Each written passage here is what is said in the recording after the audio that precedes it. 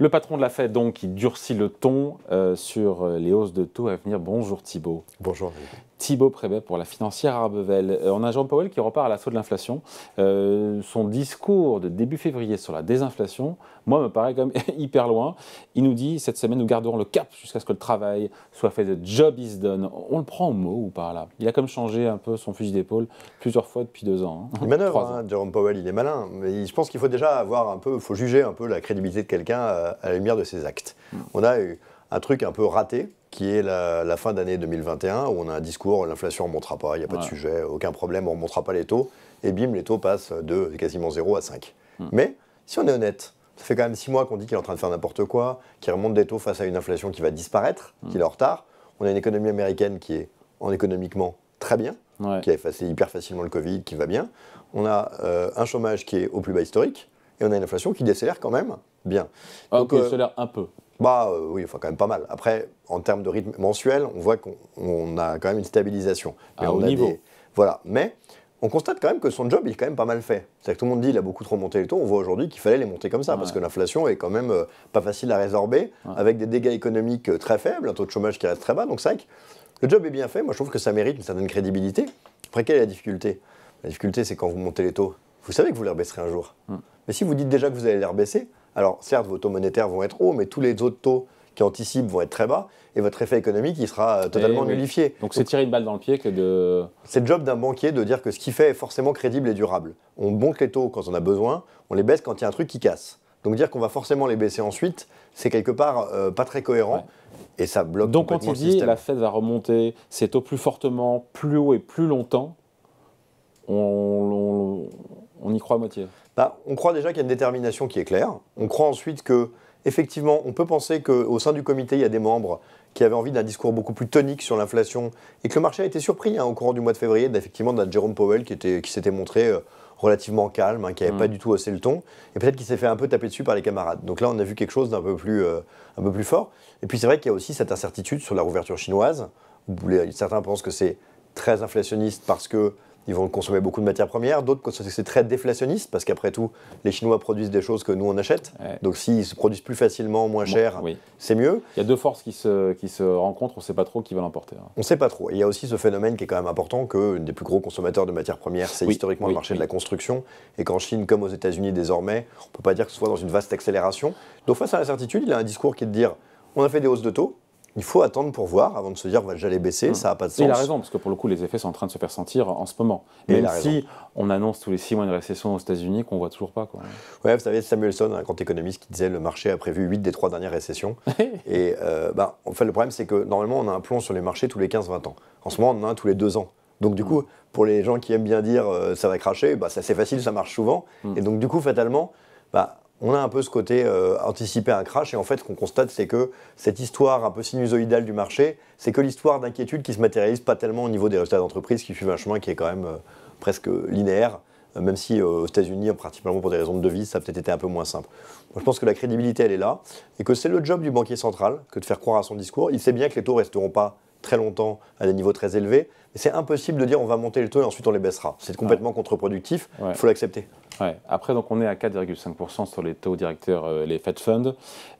Prochaine réunion, c'est le 22 mars, enfin 21 et 22 mars. On a compris qu'il y a eu un shift, un glissement entre 25 points de base de taux, qui était le scénario acheté par les marchés. On va passer de 25 points de base, pour le coup, à 50 points de base. C'est quasiment sûr, on aura... Du tout. Du tout. Du tout quoi? Du tout, c'est sûr, c'est pas sûr du tout. C'est pas sûr du tout. 5 ou 50, pourquoi? Parce que... En tout cas, ça gagne en épaisseur. Ouais, ça gagne en épaisseur absolument dans le consensus, mais qu'est-ce qu'il faut avoir en tête? Qu'on a eu des chiffres qui étaient très bons sur l'inflation, que la Fed a révisé son panier d'inflation en fin d'année dernière, que dans les statistiques, on a décidé désormais qu'on allait donner une plus forte part au logement. Pourquoi? Parce que les prix de logement ayant beaucoup monté, c'est logique que leur poids soit plus important. Mais ce faisant, comme c'est la seule composante qui montait beaucoup, on a fait remonter l'inflation d'une manière qui est un peu fictive. C'est-à-dire que c'est, entre guillemets, une inflation qui remonte avec un changement de base de référence.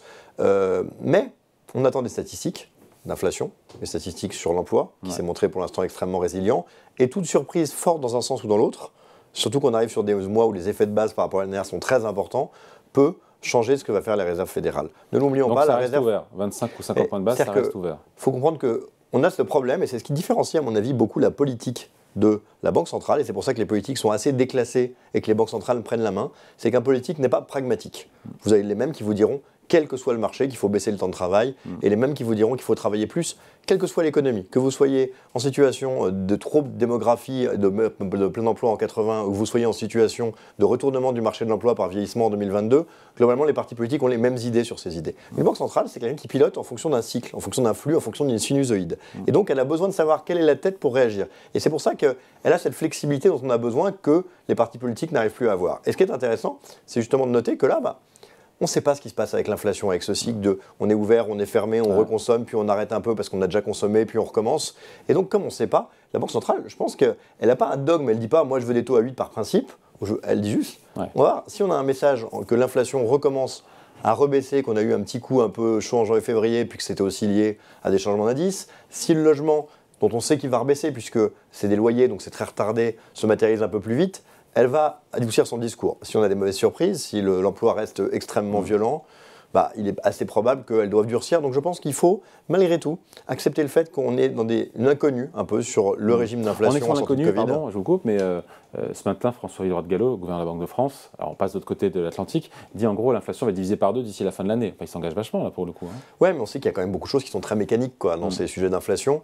Encore une fois, la difficulté aux États-Unis comme en Europe, c'est plutôt ce qu'on appelle l'inflation core. C'est-à-dire que, rappelez-vous que le prix de l'électricité prévu pour cet hiver, il y a 3 mois, c'était 1050 euros le mégawattheure. Là, on est 6 fois plus bas. Donc, que sur certains effets énergétiques, pétrole et autres, on va avoir des effondrements de la base de comparaison, c'est assez évident. Sur l'inflation au corps, c'est-à-dire sans ces effets-là, on voit que c'est un peu ça qui chatouille aux États-Unis. C'est ça qui met quand même plus de temps à descendre. Hors énergie, hors alimentation. En Europe, ça a même plutôt tendance un peu à remonter. Et donc, c'est là qu'il y a une inquiétude. Mais c'est vrai que le discours de dire ça va rebaisser quoi qu'il arrive d'ici la fin de l'année, il est assez consensuel. Et de toute façon, quelque part, il y a 2 débats qui s'opposent. Il y a un débat qui est de dire l'inflation rebaisse déjà, c'est pas la peine de monter les taux. Et l'autre qui est de dire l'inflation ne rebaisse pas, il faut beaucoup monter les taux, mais ça va casser l'économie et l'inflation. Donc dans les 2 cas, la finalité, elle est quand même d'une manière ou d'une autre, il est quand même assez vraisemblable que l'inflation baisse parce que le consensus là-dessus est très fort. Ça nous met au taux terminal de la Fed, à quel endroit les marchés monétaires, aujourd'hui Price a un 5,75 sur les taux directeurs de la Fed. C'est ça. On y va tout droit. On est à 4,5 aujourd'hui, il reste un peu de chemin quand même. Je crois qu'en fait, le gros du sujet est quand même aussi d'accepter le fait que ce n'est pas tellement l'enjeu. C'est-à-dire que l'enjeu, ce qui est le débat vraiment dans les phrases de la Réserve fédérale, et là où elle a réussi à ramener le marché là où elle devait être, et au niveau de financière Bevel, on est très à l'aise avec ça, c'est juste de se dire combien de temps ça dure. Parce qu'au final, si vous les taux ils rebaissent en fin d'année, qui sont à 1,5 dans 6 mois, combien de temps ça dure ? Qu'on passe à 4,80, à 5,75 ou à 5,90, on s'en fout complètement. Le 30 ans US, il est à 3,90. Donc il anticipe le fait que de toute façon, on ne va pas rester très longtemps à plus de 5. L'idée du marché, c'est de dire qu'on va finir l'année avec des taux qui vont rester au pic et qu'après, ça va commencer à baisser. C'est plus réaliste que le scénario où dès octobre-novembre, ça baissait. C'est un gros désaveu pour une banque centrale, de monter les taux, de dire il faut 12 mois pour que ça fasse effet, mais 3 mois après, les rebaisser. On voit bien que c'est quand même matériellement... Donc le marché, il anticipait un gros pain sur l'économie. Il n'arrive pas. Donc maintenant, il se dit, s'il n'y a pas de pain sur l'économie, la Fed ne va pas avoir de raison légitime pour rebaisser les taux rapidement. Et donc, ça va prendre plus de temps. Moi, je pense que c'est un scénario avec lequel on peut être assez à l'aise. Je pense que les baisses de taux, c'est un sujet de 2024. Et ce n'est pas un problème, puisque ces taux qui restent un peu plus haut, un peu plus longtemps, c'est la conséquence d'une économie qui va bien. Et là, il faut complètement dissocier février 23 de, par exemple, septembre 22. Quand on dit l'économie va baisser, mais comme l'inflation ne baisse pas, on va devoir garder très longtemps, quitte à faire des dégâts, c'est quand même des hausses de taux qui sont très problématiques. Quand on dit comme l'économie déroule, on peut se permettre de s'assurer un peu plus que l'inflation va rebaisser, c'est quand même quelque chose qui va en face de phénomènes assez positifs. Donc je pense que peut-être les mêmes conséquences sur les taux, mais pas forcément les mêmes causes et les mêmes implications. À mon sens, aujourd'hui, la Réserve fédérale, elle fait le constat que les choses vont plutôt mieux que prévu, et qu'elle peut se permettre en tout cas de ne pas trop vite relâcher son effort, parce que manifestement, elle n'est pas en train de détruire l'économie, ce que certains redoutaient. Manifestement pas à juste titre. Et quel impact, on finit là-dessus, quel impact pour le coup sur les marchés boursiers d'une Fed qui en fait un peu plus, un peu plus longtemps, même si 2024, on aura probablement des baisses de taux? Sur les marchés boursiers, aujourd'hui, c'est un peu un no man's land parce qu'on ne sait pas très bien dans quel sens le prendre. C'est-à-dire que tout ce qui est bon économiquement, c'est très bon. Tout ce qui peut laisser supposer que l'économie va rebaisser parce qu'on va monter les taux trop longtemps, c'est un peu gênant. Mais d'un autre côté, les marchés actions, il faut comprendre qu'on actualise des flux futurs. Donc on ne parle pas du taux monétaire, du taux court terme, on parle des taux à 10 ans.